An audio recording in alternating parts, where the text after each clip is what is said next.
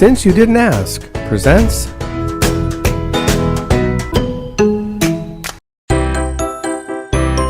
These are the 2 questions you should ask a real estate agent at an open house. Number 1, how long has the house been on the market? And number 2, do you have any offers? This will tell you almost everything you need to know about the house and where you should come in on the price. If the house has been on the market for a long time and they have no offers, you can come in low.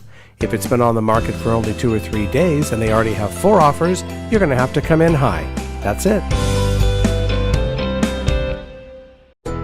And now for the shameless plug that benefits you.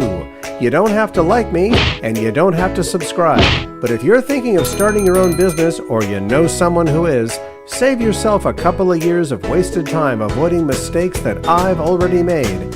Get the book, Since You Didn't Ask, available on Amazon or anywhere on the web. Short, to the point, funny, and introspective. You'll be smarter when you get it.